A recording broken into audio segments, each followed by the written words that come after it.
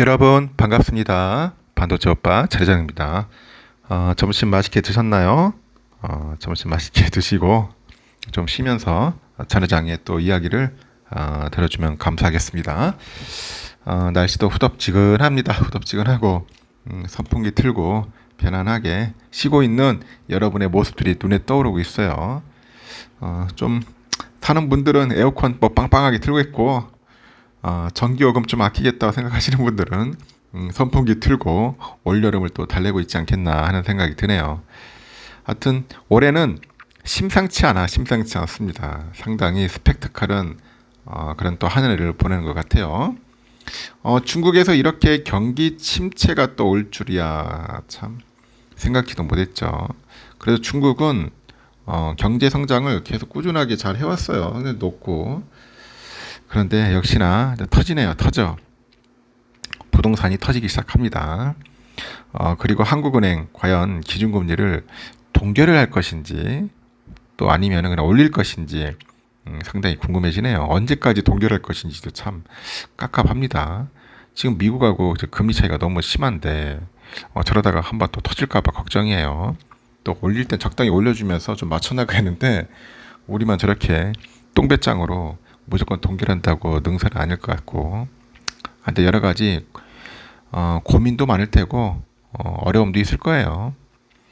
일단은 한국은행이 올해 2월과 4월, 5월, 7월 이렇게 이어가지고 24일에도 기준금리를 뭐 현 수준에서 묶을 것으로 예상이 한답니다. 그냥 동결이죠. 현 수준이면은 한 3.5%될 겁니다.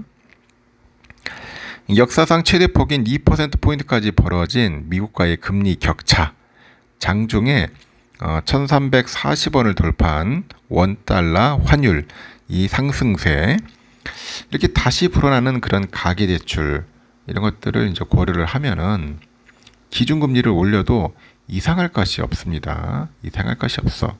하지만 최근에 이제 중국발 경기 침체 우려가 또 커지다 보니 이런 한국은행이 이제 추가 인상을 단행하기는 어려워졌다. 이게 전문가들의 대체적인 뭐 분석이고 의견인 것 같아요.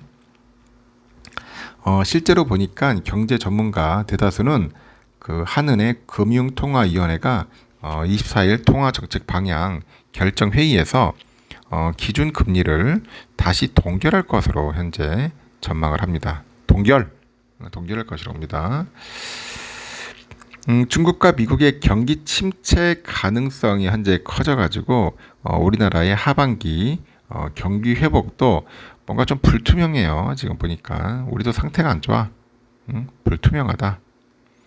그리고 하느니 이제 소비하고 투자 위축, 부동산 그 프로젝트 파이낸싱, PF 부실 등을 감소하면서까지 환율, 물가, 가계 부채 등을 이제 명분으로 해가지고 금리를 올리기 어렵다는 그런 논리를 가지고 있는 거죠. 박정우 노브라증권의 이코노미스트가 그래요. 유가 상승과 원화 약세 등이 물가의 상방 리스크를 높이는 그런 요인으로 작용하고는 있지만은 국내 경기 회복이 아직 가시화되지 않고 있기 때문에 동결 기조를 이어갈 것이다. 그런 이야기를 합니다. 동결 기조를 이어갈 것이라고 하고, 특히 중국발 금융 리스크가 이제 불거지다 보니까 경기 하방 위험도 더 커졌다. 경기 하방 위험도 더 커졌다고 설명을 하는 거예요. 현대경제연구원에서도 그래요. 우리나라 그 실물 경제 상황이 나쁘고 중국 시장도 좋지 않은 상황에서 그 환율이나 이제 가계 부채를 잡기 위한 금리 인상의 효과는 단기에 그쳐서 실익이 없는 반면에 부작용은 더 클 것이다. 그 금리를 올리면은 부동산 PF에서 문제가 터지거나 내수와 수출이 다 죽을 수도 있다. 그렇게 우려합니다. 뭐 그것 때문에 또 겁을 먹어가지고 못하는 또 관료들도 있을 거예요. 이렇게 경제연구원에서도 그런 이렇게 뭐 예측하는 사람도 있고. 근데 가만히 있다가 더 터지면 어쩔 거야. 더 큰 게 터져버리면은.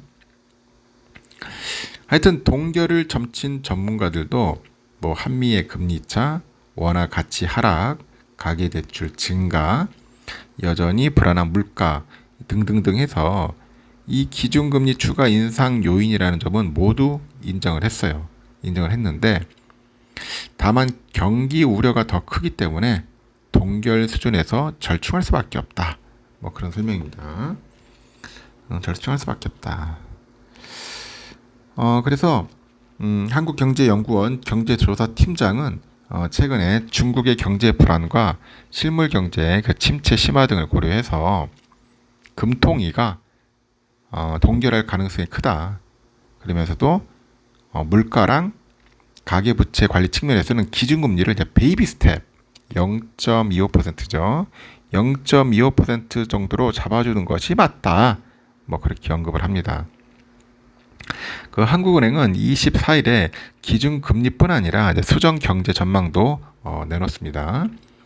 상당수 전문가는 한국은행이 중국 경기 리스크 등을 반영을 해가지고 올해 성장률 전망치를 기존 1.4에서 0.1에서 0.2% 정도 낮출 것으로 현재 예상을 하고 있고요.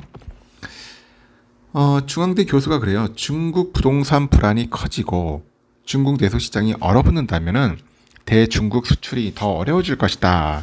이 경우에는 한국은행도 성장률 전망을 하향 조정할 수밖에 없다. 이렇게 언급을 합니다. 그래서 중국 리스크가 간단하지 않고 심상치 않기 때문에 한국은행이 0.1에서 한 0.2%포인트 정도 성장률 그 눈높이를 낮출 것이다. 그렇게 전망을 하는 거죠. 소비자 물가 상승률의 경우 공공요금이나 국제 그 곡물 가격 상승 여지가 있지만은 중국 경기 침체로 원유 등 국제 그 원자재 가격 하락 가능성도 이제 병존하기 때문에 한국은행이 전망치를 현 수준에서 유지할 거다. 그런 견해가 많다고 합니다. 이런 거 보면은 참 좋진 않네요. 상태가 상당히 안 좋은 것 같습니다. 중국 침체가 가장 큰 영향을 주지 않겠나 저는 생각합니다. 중국 침체. 우리나라가 그 중국에 대한 경제 의존도 뭐 수출이나 수입 같은 걸 많이 하지 않습니까? 그 의존도가 너무 높아요. 중국이 박살나면은 그 여파는 그대로 오는 거죠. 우리는 직격탄 맞는 거예요. 미국도 뭐 막 맞고 있는데 또 중국에서 맞고 양쪽 그냥 귀싸대기 맞는 거네 그냥 보니까 이러지도 못하고 저러지도 못하는 그런 상황에 빠져 있는 것 같습니다. 빨리 중국이 이 경기 침체를 좀 잡았으면 좋겠어요. 뭔가 좀 대규모 또 무슨 사업을 하든지 뭘 하든지 해가지고 진핑이 아저씨가 빨리 좀 나서야 하는데 뭐 가만히 있는 거 보니까 망할 놈은 망하는 거고 살 놈은 사는 거고 뭐 그런 전략인 것 같아.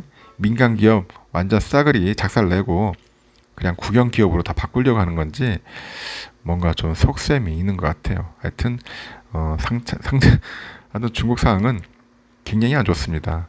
그 중국발 경기 침체로 인해서 우리 경제도 상당히 좀 타격 입을 것 같고요. 주식시장도 그렇게 좋지는 않을 겁니다. 그래서 여러분들 잘 판단하셔서 투자에 임하셨으면 좋겠습니다. 무리한 투자, 비투, 신용. 요즘 보니까 비투가 막 늘기 시작한다 하더라고요. 절대로 빚을 내가지고 투자는 하지 않았으면 좋겠습니다. 여기까지 하고요. 즐거운 오후 시간 보내시기 바랍니다.